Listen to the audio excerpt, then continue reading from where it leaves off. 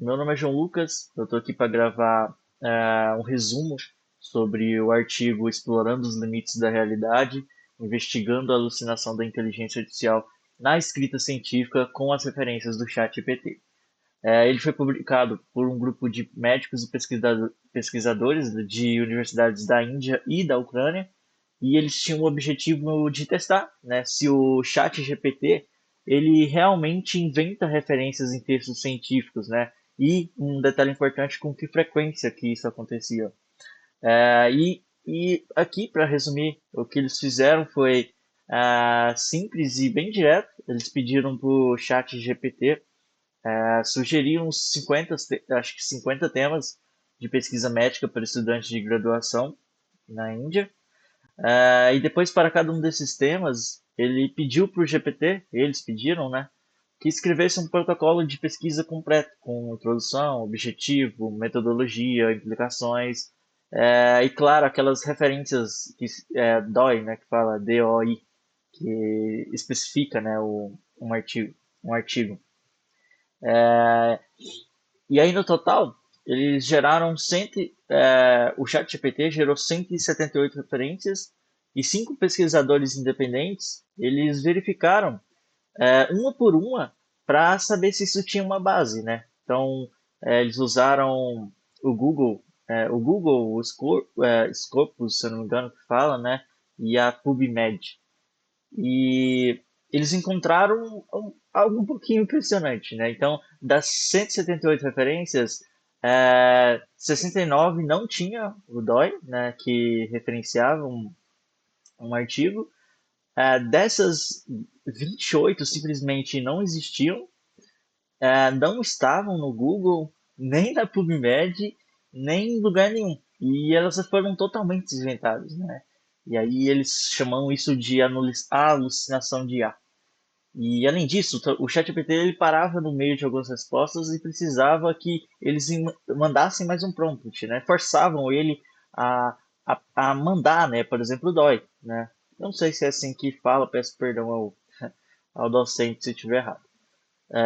E o mais legal é que os resultados foram altamente confiáveis, né? Os cinco avaliadores eles chegaram a quase os mesmos resultados, com um índice de concordância acima dos 95. Então, de forma independente, eles foram fazendo esses testes lá e ambos os cinco tiveram uma concordância ali acima de 95%, que é uma parte bem interessante.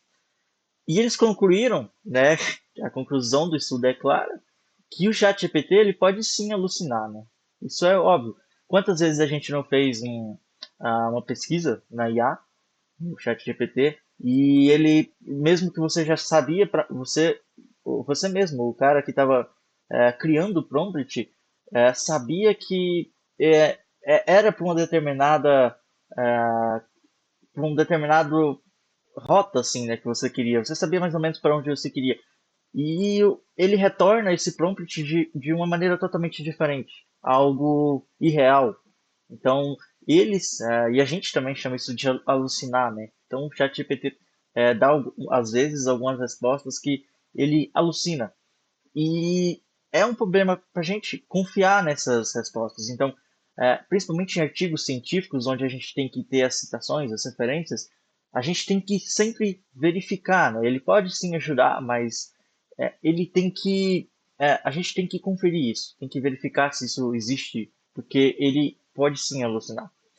E os autores, né, eles sugeriram que, embora o GPT fosse uma ferramenta poderosa, ele não pode ser usado sozinho para gerar artigos científicos, conteúdos científicos. Igual eu falei, não dá para confiar. Então a gente tem que estar sempre desconfiado das informações que ele gera para saber se isso é verídico ou não, se existe ou não.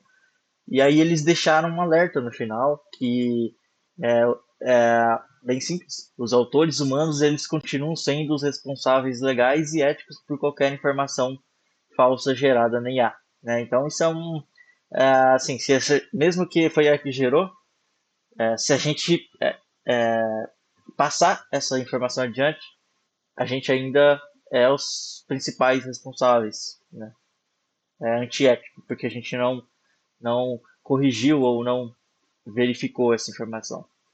E esse foi um primeiro estudo a investigar diretamente as falsas referências que foram geradas pelo GPT.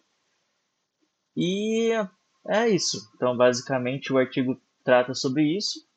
E é um artigo interessante, principalmente pelo, pelo momento que a gente vive, né? Ele foi gerado, o artigo foi em 2023, se eu não me engano, mas nesse momento de 2005, a inteligência artificial já está conseguindo é, fazer de tudo. Então, mesmo assim, a gente tem que verificar, né, se essas informações elas estão verídicas ou não, porque é nossa responsabilidade checar e não repassar alucinações geradas por ela, tá bom? Muito obrigado pela atenção.